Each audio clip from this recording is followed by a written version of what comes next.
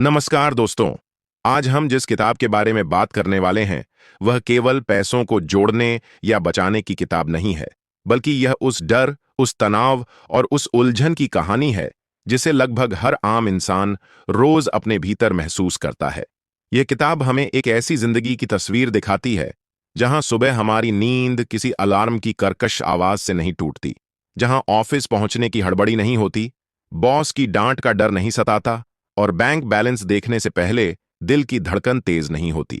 ये किताब हमें उस आजादी का एहसास दी है जहां अगर हम चाहें तो कुछ समय तक काम न भी करें, तब भी हमारी जिंदगी आराम और सम्मान के साथ चलती रहे। पहली नजर में यह सब किसी सपने जैसा लगता है, लेकिन यही सपना इस किताब की नींव है। हकीकत यह है कि हम में से ज्यादातर लोग एक बिल्कुल अलग तरह की जिंदगी जी रहे हैं। हम उस दौर में फंसे हुए हैं जिसे पेचेक टू पेचेक वाली जिंदगी कहा जाता है। महीने की शुरुआत में सैलरी आती है और महीने के खत्म होने से पहले ही वह गायब हो जाती है। हम पूरी ईमानदारी से मेहनत करते हैं, खुद को थका देते हैं, लेकिन पैसा हमारे हाथ में टिकता ही नहीं। समस्या यह नहीं है कि हम मेहनत नहीं करते, बल्कि समस्या यह है कि हमें कभी यह सिखाया ही नहीं गया कि पैसे को संभालना कैसे है। बचपन में स्कूल में हमें इतिहास पढ़ाया गया, भूगोल पढ़ाया गया और विज्ञान के कठिन नियम रटवाए गए, लेकिन किसी ने हमें यह नहीं सिखाया कि पैसा कैसे काम करता है। किसी ने यह नहीं बताया कि टैक्स क्या होता है, टैक्स से कैसे निपटा जाता है, या निवेश किस तरह से हमारी जिंदगी को सुरक्षित बना सकता है। इसका नतीजा यह हुआ कि हम पैसे कमाने की दौड़ में तो शामिल हो गए, लेकिन पैसों को समझने और संभालने की समझ कभी विकसित ही नहीं हो पाई।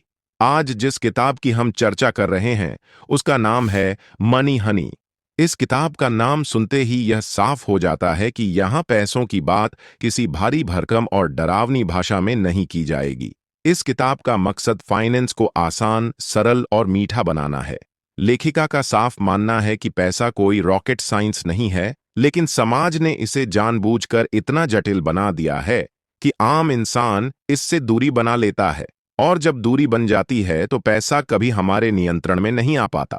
लेकिन अगर आप इसे ध्यान से सुनते हैं तो यह की सोच और आपकी जिंदगी की दिशा बदल सकता है।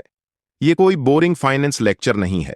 यहाँ न तो भारी शब्दों का बोझ है और न ही उलझे हुए आंकड़ों का डर। यहाँ कहानियों और आसान उदाहरणों के जरिए यह समझाया गया है कि अमीर लोग अमीर कैसे बनते हैं और उससे भी ज्यादा जरूरी बात, अमीर बने कैसे रहते हैं। इसलिए खुद को इस सफर के लिए तैयार रखिए, क्योंकि यह सफर खास होने वाला है। 7 स्टेप्स की बात करने से पहले यह जानना जरूरी है कि यह ज्ञान हमें दे कौन रहा है। इस किताब की लेखिका है रेचल रिचर्ड्स। रेचल कोई उम्रदराज महिला नहीं है जिन्होंने अपनी पूरी जिंदगी किसी बड़ी फाइनेंशियल दुनिया में गुजार दी हो। जब उन्होंने यह किताब लिखी तब वह खुद काफी युवा थीं, लेकिन उनकी कहानी बेहद दिलचस्प है और सोचने पर मजबूर कर देने वाली है। रेचल ने कॉलेज के दिनों से ही पैसों की अहमियत को समझ लिया था। बहुत कम उम्र में उन्होंने फाइनेंस की ऐसी समझ विकसित कर ली थी कि 27 साल की उम्र तक वह अपने काम से रिटायर हो चुकी थीं। इसका मतलब यह नहीं था कि उन्होंने काम करना छोड़ दिया, बल्कि इसका मतलब यह था कि अब उन्हें पैसों के लिए काम करने की जरूरत नहीं थी। उनकी पैसिव इनकम, यानी बिना रोजाना मेहनत किए आने वाला पैसा, उनके खर्चों से ज्यादा हो चुका था। जरा सोचिए, 27 साल की उम्र में रिटायरमेंट, जिस उम्र में ज्यादातर लोग यह तय कर रहे होते हैं कि उनका करियर किस दिशा में जाएगा, उस उम्र में रेचल ने फाइनेंशियल आजादी हासिल कर ली थी। रेचल पहले एक फाइनेंशियल एडवाइजर थीं। वहां काम करते हुए उन्होंने बहुत करीब से देखा कि फाइनेंस की दुनिया को कितना डरावना और जटिल बना दिया गया है। बड़े बड़े शब्द, मोटे डॉक्यूमेंट और उबाऊ ग्राफ्स आम इंसान को यह महसूस कराते हैं कि फाइनेंस उसके बस की बात नहीं है।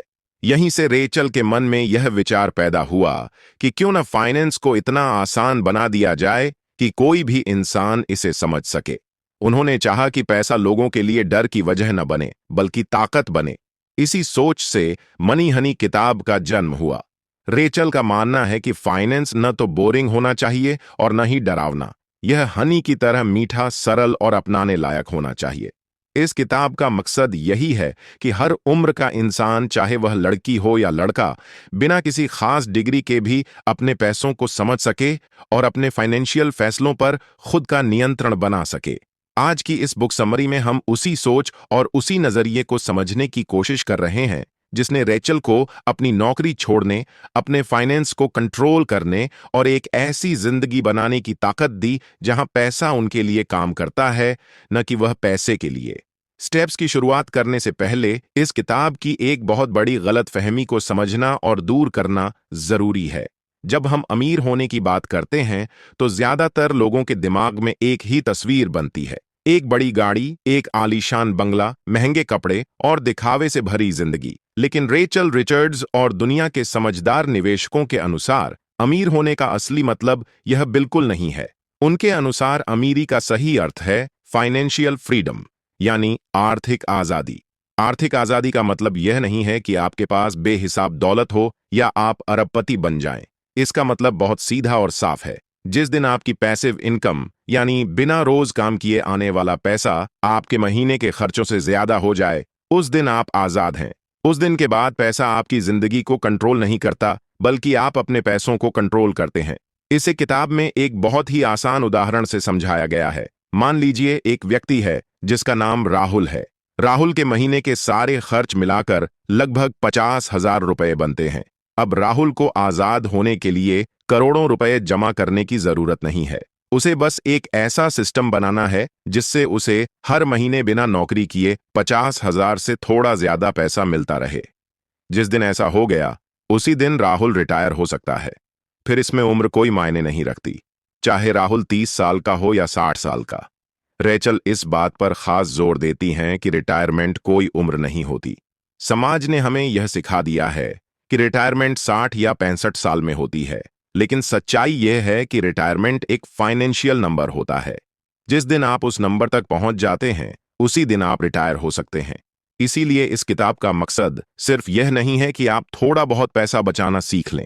इसका असली मकसद आपको उस मैजिक नंबर तक पहुंचाना है जहां आप पैसे के लिए काम करना बंद कर दें और पैसा आपके लिए काम करना शुरू कर दे। अब इसी सोच के साथ किताब हमें पहले स्टेप की तरफ ले जाती है। पहला स्टेप है अपने फाइनेंस की कुंडली निकालना।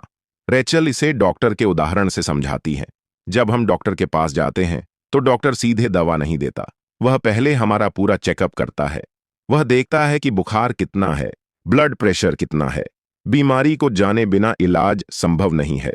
ठीक उसी तरह फाइनेंशियल आजादी की तरफ बढ़ने से पहले यह जानना बहुत जरूरी है कि आज हम आर्थिक रूप से कहां खड़े हैं। इसे जानने का सबसे सही और ईमानदार तरीका है अपनी नेटवर्थ निकालना। नेटवर्थ शब्द सुनकर बहुत से लोग घबरा जाते हैं, लेकिन रेचल साफ कहती हैं कि इसमें डरने जैसा कुछ भी नहीं है। ये कोई जटिल चीज नहीं है। नेटवर्थ का मतलब होता है आपके पास जो है और जो आपको देना है उनके बीच का फर्क। नेटवर्थ निकालने के लिए सबसे पहले हमें यह समझना होता है कि एसेट्स क्या होते हैं। एसेट्स वे सारी चीजें हैं जो आपकी हैं और जिनकी बाजार में कोई ना कोई कीमत है, यानी अगर जरूरत पड़े तो आप उन्हें बेचकर पैसा हासिल कर सकते हैं। इसमें आपके बैंक अकाउंट में पड़ा पैसा आता है, आपके निवेश आते हैं जैसे शेयर मार्केट या म्यूचुअल फंड, आपका घर या जमीन आती है, आपकी गाड़ी आती है अगर उसकी रीसेल वैल्यू है, और आपका सोना या ज्वेलरी भी इसमें शामिल होती है। यहां तक कि अगर आपने किसी को पैसा उधार दिया है और उसके वापस आने की उम्मीद है तो वह भी आपका एसेट माना जाता है। इसके बाद आता है लायबिलिटीज का हिस्सा। लायबिलिटीज वे सारी चीजें होती हैं जो आपको दूसरों को देनी है, यानी आपकी उधारी। इसमें क्रेडिट कार्ड का बकाया बिल आता है, स्टूडेंट लोन आता है, कार लोन आता है, होम लोन आता है, और दोस्तों या रिश्तेदारों से लिया हुआ उधार भी इसी में गिना जाता है। किताब में रेचल हमें सलाह देती हैं कि इस एक्सरसाइज को सिर्फ सुनकर छोड़ना नहीं है। एक कागज और पेन लेकर इसी समय अपनी नेटवर्थ निकालनी है। कागज के बीच में एक लाइन खींचिए, एक तरफ एसेट्स लिखिए और दूसरी तरफ लायबिलिटीज। फिर ईमानदारी से जो भी आपके पास है और जो भी आपको देना है सब कुछ लिख दीजिए। जब आप एसेट्स और लायबिलिटीज को सामने रखकर देखते हैं और एसेट्स में से लायबिलिटीज को घटाते हैं तो जो नंबर बचता है वही आपकी नेटवर्थ होती है। यही वह सच है जिससे बहुत से लोग भागते हैं। लेकिन रेचल कहती हैं कि अगर आपकी नेटवर्थ माइनस में भी आ रही है तो घबराने की कोई जरूरत नहीं है। ज्यादातर लोग जब अपनी फाइनेंशियल जर्नी शुरू करते हैं तो उनकी नेट वर्थ नेगेटिव ही होती है। महत्वपूर्ण यह नहीं है कि आप आज कहां खड़े हैं, महत्वपूर्ण यह है कि अब आपको पता चल गया है कि आप कहां खड़े हैं। रेचल इसे जीपीएस से तुलना करती है। जब तक जीपीएस को यह नहीं पता होगा कि आपकी वर्तमान लोकेशन क्या है, वह आपको सही रास्ता नहीं दिखा सकता। आज आपने अपनी फाइनेंशियल करंट लोकेशन जान ली है। यह एक्सरसाइज हमें एक आईना दिखाती है। कई बार हमें लगता है कि हम अमीर हैं क्योंकि हमारे पास अच्छी गाड़ी है या महंगा फोन है, लेकिन जब हम नेटवर्थ निकालते हैं तो हमें समझ आता है कि वह गाड़ी या वह फोन लोन पर लिया गया है, यानी वह असल में हमारा नहीं है। इस कड़वे सच को स्वीकार करना ही बदलाव की पहली सीढ़ी है, और यही इस किताब के पहले स्टेप का असली मकसद है। अब हम बात करते हैं स्टेप नंबर 2 की। यह एक ऐसा शब्द है जिसे सुनकर 90% लोग डर जाते हैं। वह शब्द है बजट। हाँ, बजट। बजट शब्द सुनते ही लोगों को ऐसा लगता है जैसे उन्हें अपनी सारी खुशियां छोड़नी पड़ेंगी। बाहर खाना बंद, दोस्तों के साथ घूमना बंद, शॉपिंग बंद। लेकिन रेचल रिचर्ड्स कहती हैं कि यह सोच पूरी तरह गलत है। बजट का मतलब कंजूसी करना या खुद को रोकना नहीं है। बजट का मतलब सिर्फ और सिर्फ जागरूकता है। इसका मतलब यह है कि आप अपने पैसे को यह हुक्म दें कि उसे कहां जाना है, बजाय इसके कि महीने के आखिर में आप सोचें कि अरे पैसा कहां चला गया। अगर नेटवर्थ आपकी फोटोग्राफ है तो बजट आपकी मूवी है। फोटोग्राफ एक जगह स्थिर रहती है, लेकिन मूवी लगातार चलती रहती है। बजट हमें बताता है कि पैसा कैसे आ रहा है और कैसे जा रहा है। इसे हम कैश फ्लो भी कहते हैं। रेचल कहती हैं कि अगर आप बजट नहीं बनाते तो आप एक ऐसी नाव में बैठे हैं जिसके पेंदे में छेद है। आप चाहे जितनी मेहनत से चप्पू चलाएं, अगर छेद बंद नहीं होगा तो नाव डूब जाएगी। इसलिए सबसे पहले उस छेद को ढूंढना और बंद करना जरूरी है। बजट बनाने के लिए आपको कॉमर्स का छात्र होने की जरूरत नहीं है। आपको बस जोड़ना और घटाना आना चाहिए। सबसे पहले अपनी इनकम यानी कमाई का हिसाब लगाइए। ध्यान रहे कि हमें ग्रॉस इनकम नहीं देखनी है, बल्कि नेट इनकम देखनी है। आसान भाषा में, टैक्स कटने के बाद जो पैसा आपके बैंक अकाउंट में आता है, सिर्फ वही आपकी कमाई है। उदाहरण के लिए, अगर आपकी सैलरी पैकेज 10 लाख है, लेकिन टैक्स कटने के बाद हाथ में 60,000 रुपए आते हैं, तो आपका बजट 60,000 रुपए के हिसाब से बनेगा, 10 लाख के हिसाब से नहीं। अब आती है खर्चों की बारी। अपने खर्चों को 2 हिस्सों में बांटें। पहला है फिक्स्ड खर्चे। ये वे खर्चे हैं जो हर महीने निश्चित रूप से होते हैं और इनकी राशि लगभग तय होती है। इसमें आता है घर का किराया या होम लोन की ईएमआई, बिजली और पानी का बिल, इंटरनेट का बिल, बच्चों की स्कूल फीस। इन्हें लिखना आसान होता है क्योंकि ये बदलते नहीं हैं। दूसरा है वेरिएबल खर्चे। ये वे खर्चे हैं जो हर महीने कम या ज्यादा होते रहते हैं, और यही वह जगह है जहां हम सबसे ज्यादा गलती करते हैं। इसमें आता है किराने का सामान, बाहर खाना या ऑनलाइन ऑर्डर करना, पेट्रोल या आने जाने का खर्च, शॉपिंग और मनोरंजन। अब आपको अपने पिछले 3 महीनों का बैंक स्टेटमेंट देखना होगा। यह काम थोड़ी बोरिंग लग सकती है, लेकिन यह आपकी आंखें खोल देगा। जब आप देखेंगे कि आपने सिर्फ कॉफी और पिज्जा पर 5,000 रुपये खर्च कर दिए, तो आपको झटका लगेगा। और यही झटका जरूरी है, क्योंकि यही जागरूकता आपको अपने पैसों को नियंत्रित करना सिखाएगी। अब जब आपके पास सारे नंबर आ गए हैं, तो रेचल हमें एक बहुत ही शानदार तरीका बताती है। इसे 4 बकेट नियम कहते हैं, यानी 4 बाल्टियां। आपको अपनी कमाई को इन 4 हिस्सों में बांटना है। पहली बाल्टी है जरूरतें। इसमें रोटी, कपड़ा, मकान, दवाइयां और बेसिक ट्रांसपोर्ट आता है। रेचल के मुताबिक आपकी कमाई का बड़ा हिस्सा इसमें जाता है, लेकिन कोशिश करें कि यह बहुत ज्यादा ना हो। दूसरी बाल्टी है मजे और शौक। हाँ, आपने सही सुना। बजट में मजे के लिए भी जगह होनी चाहिए। अगर आप सिर्फ बचत करेंगे और जिंदगी नहीं जिएंगे, तो आप बोर हो जाएंगे और बजट बनाना छोड़ देंगे। इसीलिए नेटफ्लिक्स का सब्सक्रिप्शन, कभी कभार बाहर खाना या नई ड्रेस लेना, सब इसमें आएगा। तीसरी बाल्टी है बचत और निवेश। यह आपके भविष्य के लिए है। इसे हम खुद को सबसे पहले पैसा देने का नियम भी कहते हैं। ज्यादातर लोग खर्च करने के बाद जो बचता है उसे सेव करते हैं। अमीर लोग पहले सेव करते हैं और जो बचता है उसे खर्च करते हैं। चौथी बाल्टी है दान या मदद। ये सुनने में अजीब लग सकता है, लेकिन पैसा देना आपको अमीर महसूस कराता है। चाहे वह मंदिर में दान हो, किसी गरीब की मदद हो या किसी दोस्त के लिए गिफ्ट हो। अब आपको देखना है कि आपकी कमाई और खर्च में क्या अंतर है। अगर खर्चा कमाई से ज्यादा है तो खतरे की घंटी बज चुकी है। आपको या तो अपने शौक कम करने होंगे या अपनी कमाई बढ़ानी होगी। कोई तीसरा रास्ता नहीं है। अब हम चलते हैं स्टेप नंबर 3 की तरफ। यह स्टेप आपकी सुरक्षा के लिए सबसे ज्यादा जरूरी है। इसे कहते हैं इमरजेंसी फंड। जीवन का एक कड़वा सच है जिसे हम मर्फी का नियम कहते हैं। मर्फी का नियम कहता है कि जो कुछ गलत हो सकता है वह गलत होकर रहेगा, और वह भी सबसे बुरे वक्त पर। सोचिए, आपकी सैलरी आने में अभी 10 दिन बाकी हैं और अचानक आपकी कार खराब हो जाती है, या दांत में जोर का दर्द उठता है और डेंटिस्ट का बिल 10,000 रुपये हो जाता है, या सबसे बुरा, आपकी कंपनी आपको नौकरी से निकाल देती है। ऐसे वक्त में अगर आपके पास पैसा नहीं है तो आप क्या करेंगे? आप क्रेडिट कार्ड स्वाइप करेंगे, दोस्तों से उधार मांगेंगे या बैंक से पर्सनल लोन लेंगे, और यहीं से गरीबी के जाल में फंसते हैं। क्योंकि अब आपको सिर्फ उधार नहीं चुकाना, उस पर ब्याज भी चुकाना है। एक मुसीबत दूसरी मुसीबत को जन्म देती है। रेचल कहती हैं कि इमरजेंसी फंड वह ढाल है जो आपको इन मुसीबतों से बचाती है। यह पैसा आपको अमीर बनाने के लिए नहीं है, यह आपको गरीब होने से बचाने के लिए है। इमरजेंसी फंड कितना होना चाहिए? रेचल इसके 2 पड़ाव बताती हैं। पहले पड़ाव पर, अगर आपके ऊपर कर्जा है तो आपको अभी पूरा इमरजेंसी फंड बनाने की जरूरत नहीं है। अभी आपको सिर्फ एक स्टार्टर इमरजेंसी फंड चाहिए। किताब में रेचल $1,000 का सुझाव देती है। भारतीय संदर्भ में इसे 50,000 से 1 लाख रुपये के बीच माना जा सकता है। यह रकम इतनी होनी चाहिए कि अगर घर का फ्रिज खराब हो जाए, गाड़ी का टायर फट जाए या कोई छोटी बीमारी आ जाए तो आप उसे संभाल सकें। आपका पहला लक्ष्य यही होना चाहिए। नेटवर्थ निकालने के बाद सबसे पहले 50,000 या 1 लाख रुपए जमा करें। इसके लिए ओवरटाइम करना पड़े, घर का पुराना सामान बेचना पड़े या कुछ महीनों के लिए बाहर खाना बंद करना पड़े तो करें। इस पैसे को अपने रोज के बैंक अकाउंट में न रखें। इसे अलग सेविंग अकाउंट में रखें जिसका एटीएम कार्ड आपकी जेब में न हो। यह पैसा नए जूते या गिफ्ट के लिए नहीं है।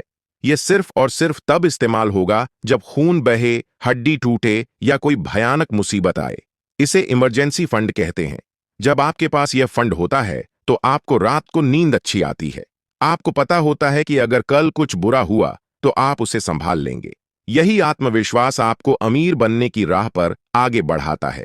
अब तक हमने अपनी नेटवर्थ जान ली है, बजट बनाना सीख लिया है और एक छोटा इमरजेंसी फंड भी जमा कर लिया है।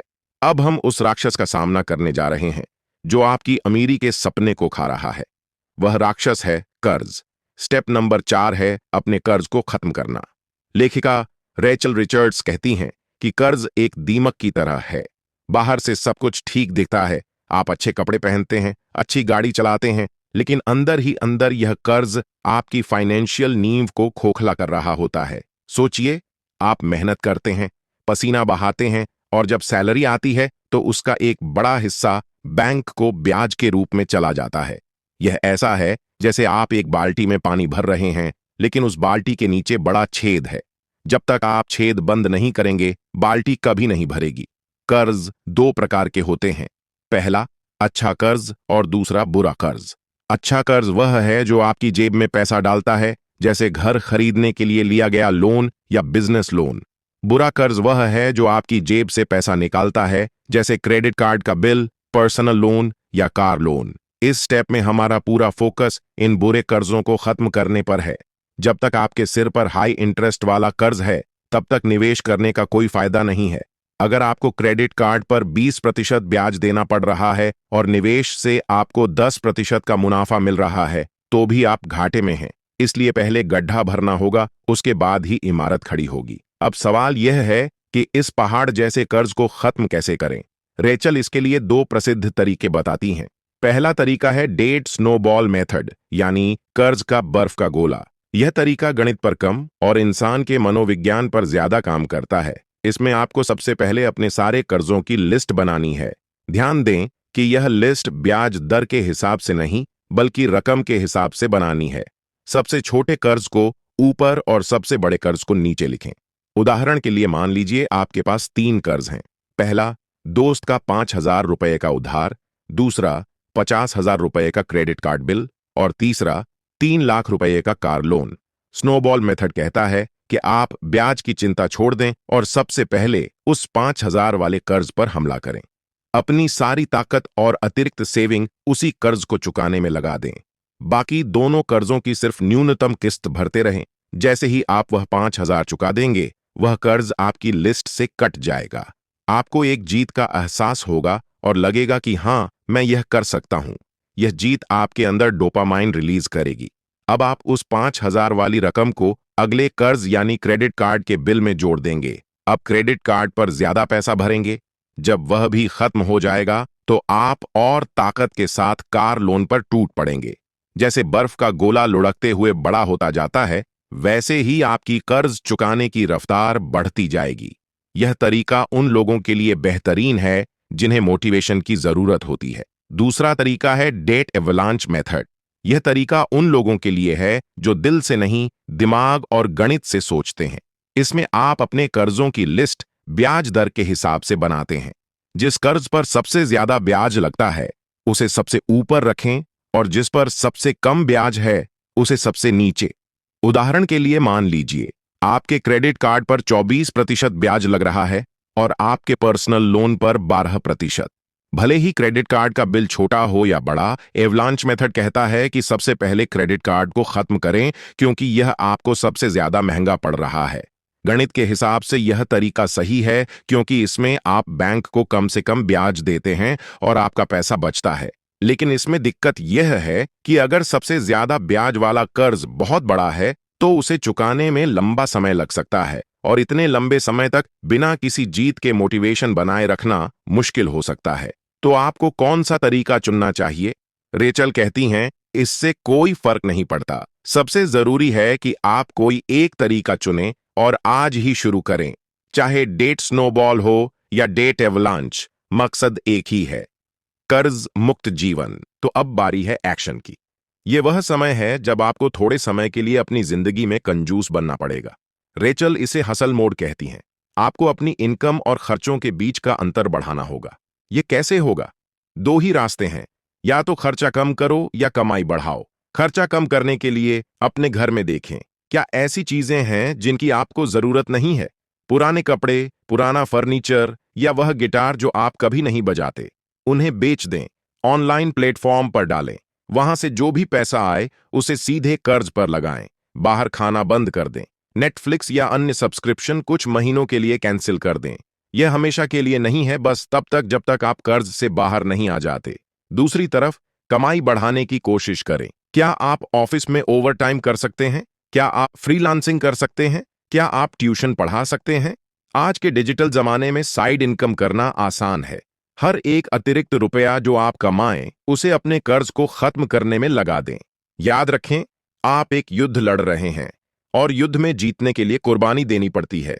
आपकी आज की कुर्बानी आपके कल के सुकून की नींव रखेगी। कल्पना कीजिए उस दिन की जब आप अपनी आखिरी किस्त जमा करेंगे और बैंक से ईमेल आएगा कि आपका लोन अकाउंट बंद हो गया है। उस दिन जो आजादी आप महसूस करेंगे वह शब्दों में नहीं बयां की जा सकती। जब आपकी सैलरी आएगी वह पूरी की पूरी आपकी होगी। आपको उसमें से किसी को हिस्सा नहीं देना होगा। वह पैसा आपके सपनों और परिवार के लिए होगा। स्टेप नंबर 4 सबसे कठिन स्टेप है। इसमें सबसे ज्यादा समय लगता है। इसमें 6 महीने लग सकते हैं, 1 साल या 2 साल। कई बार आपका मन करेगा कि छोड़ दो, लेकिन डटे रहना। रेचल कहती हैं कि कर्ज मुक्ति ही असली अमीर होने की पहली निशानी है। जिस दिन आप कर्ज मुक्त हो जाएंगे, आप दुनिया के 90% लोगों से अमीर हो जाएंगे। तो आज ही अपनी लिस्ट बनाएं, डेट स्नोबॉल या एवलांच चुनें और उस कर्ज पर पूरी ताकत से काम करना शुरू करें। अब तक आपने एक लंबी लड़ाई लड़ी है। आपने अपनी नेटवर्थ जांची, बजट बनाया और सबसे बड़ी बात, अपने कर्ज खत्म कर दिए। अब आप जीरो पर हैं। फाइनेंस की दुनिया में जीरो पर होना भी बड़ी उपलब्धि है क्योंकि ज्यादातर लोग माइनस में रहते हैं। अब हम जीरो से हीरो बनने का सफर शुरू करेंगे। स्टेप नंबर 5 है बड़ा इमरजेंसी फंड बनाना। याद है, स्टेप नंबर 3 में हमने एक छोटा इमरजेंसी फंड बनाया था, करीब 50,000 से 1 लाख रुपए का। वह सिर्फ छोटी मोटी मुसीबतों के लिए था। लेकिन अब जब कोई कर्ज नहीं है और आपकी पूरी सैलरी आपके पास बच रही है, तो अब हमें बड़ा किला बनाना है। रेचल रिचर्ड्स कहती हैं कि अब आपको अपने 3 से 6 महीने के खर्चों के बराबर पैसा जमा करना चाहिए। ध्यान रखें, यह सैलरी नहीं बल्कि खर्चों की राशि है। अगर आपके घर का महीने का खर्च 30,000 रुपये है, तो बैंक में कम से कम 90,000 से 1,80,000 रुपये जमा होने चाहिए। यह पैसा आपको एफयू मनी की ताकत देता है। इसका मतलब है कि अगर आपका बॉस परेशान करे या नौकरी पसंद न आए, तो आप डरेंगे नहीं। आप अपनी शर्तों पर नई नौकरी ढूंढ सकते हैं, क्योंकि पता है कि अगले 6 महीने तक घर आराम से चलेगा। यह पैसा आपको शेयर बाजार की गिरावट या मंदी से भी बचाता है। इसे लिक्विड फंड या सेविंग अकाउंट में रखें, जहां से इसे आसानी से निकाला जा सके। अब आते हैं स्टेप नंबर 6 पर। इसे निवेश यानी इन्वेस्टिंग कहते हैं। अक्सर लोग सोचते हैं कि पैसा बचाने से अमीर बन जाएंगे। यह बड़ी गलतफहमी है। सिर्फ पैसा बचाने से अमीर नहीं बन सकते, क्योंकि महंगाई आपका पैसा खा रही है। अगर आप पैसा अलमारी में या बैंक के सेविंग अकाउंट में रखते हैं, तो 10 साल बाद उसकी कीमत आधी रह जाएगी। इसलिए पैसा काम पर लगाना जरूरी है। रेचल कहती हैं कि निवेश कोई रॉकेट साइंस नहीं है। आपको शेयर बाजार का एक्सपर्ट बनने की जरूरत नहीं। दिन भर कंप्यूटर के सामने बैठकर ग्राफ देखने की भी जरूरत नहीं। अमीर बनने का सबसे भरोसेमंद तरीका है कंपाउंडिंग। अल्बर्ट आइंस्टीन ने इसे दुनिया का 8वां अजूबा कहा। कंपाउंडिंग का मतलब है ब्याज पर ब्याज मिलना। शुरू में यह धीमा लगता है, जैसे बांस का पेड़। पहले 5 साल तक जमीन से बाहर नहीं आता, लेकिन फिर अचानक तेजी से बढ़ जाता है। निवेश भी ऐसा ही है। कहां निवेश करें? रेचल सुझाव देती हैं कि किसी एक कंपनी का शेयर ना लें, बल्कि पूरी टोकरी खरीदें। इसे इंडेक्स फंड या म्यूचुअल फंड कहते हैं। इंडेक्स फंड मतलब देश की टॉप 50 या 100 कंपनियों में थोड़ा थोड़ा पैसा लगाना। अगर एक कंपनी डूब भी जाए, बाकी कंपनियां आपको संभाल लेंगी। यह सबसे सुरक्षित और आसान तरीका है। अपनी कमाई का कम से कम 10 से 15% हिस्सा हर महीने निवेश में डालें। इसे सिस्टमेटिक इन्वेस्टमेंट प्लान के जरिए ऑटोमेटिक कर दें। जैसे ही सैलरी आए, पैसा अपने आप निवेश हो जाए। हम पहुंच गए हैं आखिरी पाडी डी डी हाउ पर। स्टेप नंबर 7 है रिव्यू और सेलिब्रेशन। फाइनेंशियल फ्रीडम कोई एक दिन की घटना नहीं है। यह एक लंबा सफर है। यह सफर 10 साल या 20 साल भी लग सकता है। इतने लंबे सफर में भटकना आसान है। इसलिए स्टेप नंबर 7 कहता है कि रुकें और देखें। साल में कम से कम 1 या 2 बार अपनी नेटवर्थ दोबारा जांचें। देखें कि पिछले साल की तुलना में इस साल आप कितना आगे बढ़े हैं। क्या आपका निवेश बरछ रहा है? क्या आप अपने बजट पर टिके हुए हैं? और सबसे जरूरी बात, अपनी जीत का जश्न मनाएं। हम अक्सर भविष्य की चिंता में आज को जीना भूल जाते हैं। जब आप अपना कर्ज चुका दें, तो पार्टी करें।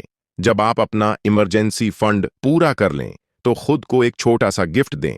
जब आपका निवेश किसी खास नंबर तक पहुंच जाए, तो अपने परिवार के साथ कहीं घूमने जाएं। रेचल कहती हैं कि पैसा सिर्फ बैंक में नंबर बढ़ाने के लिए नहीं है।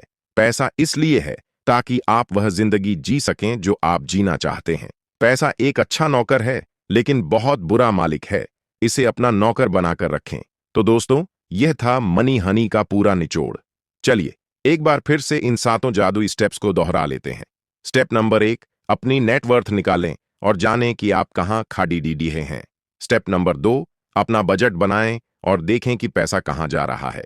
स्टेप नंबर 3, एक छोटा इमरजेंसी फंड बनाएं ताकि उधारी से बचा जा सके। स्टेप नंबर 4, अपने बुरे कर्जों पर हमला बोलें और उन्हें JDDDH से मिटा दें। स्टेप नंबर 5, 3 से 6 महीने के खर्चों के बराबर बद्धा इमरजेंसी फंड बनाएं। स्टेप नंबर 6, समझदारी से निवेश शुरू करें और कंपाउंडिंग का फायदा उठाएं। स्टेप नंबर 7, अपनी प्रोग्रेस को ट्रैक करें और जिंदगी का आनंद लें। ये स्टेप्स सुनने में आसान लगते हैं, लेकिन इन्हें करना मुश्किल है। इसमें अनुशासन चाहिए, सब्र चाहिए और थोड़ी हिम्मत चाहिए। लेकिन इनाम बहुत बड़ा है। इनाम है आजादी। इस वीडियो में हमने बहुत कुछ सीखा, लेकिन ज्ञान तब तक बेकार है जब तक उसे काम में न लाया जाए। अगर आप यह वीडियो देखकर सो गए, तो कल सुबह कुछ नहीं बदलेगा। लेकिन अगर आपने आज एक कागज उठाया और अपनी नेटवर्थ लिखी, तो आपकी जिंदगी बदलने की शुरुआत हो चुकी है। आप इन 7 स्टेप्स में से अभी किस स्टेप पर हैं? क्या आप अभी बजट बना रहे हैं, या कर्ज चुका रहे हैं, या निवेश कर रहे हैं? हमें नीचे कमेंट करके जरूर बताएं। आपके कमेंट्स दूसरे लोगों को भी प्रेरणा देते हैं। अगर आपके मन में कोई सवाल है, तो वह भी पूछें। हम जवाब देने की पूरी कोशिश करेंगे। अगर आपको लगता है कि इस वीडियो ने आपकी जिंदगी में थोड़ी सी भी वैल्यू जोड़ी है, तो इसे लाइक करना ना भूलें। और सबसे जरूरी, इस वीडियो को अपने उन दोस्तों और रिश्तेदारों के साथ शेयर करें जो पैसे की तंगी से परेशान हैं। हो सकता है आपका एक शेयर उनकी जिंदगी बदल दे। चैनल को सब्सक्राइब करें और बेल आइकन दबाएं, क्योंकि हम आगे भी ऐसी ही पावरफुल वीडियो लाते रहेंगे जो आपको अमीर और समझदार बनाएंगी। अपना कीमती समय देने के लिए बहुत बहुत धन्यवाद। याद रखें, आप अपने पैसे के बॉस हैं। आज ही शुरुआत करें। मिलते हैं अगले वीडियो में। तब तक सीखते रहिए और आगे बढ़ते रहिए। जय हिंद।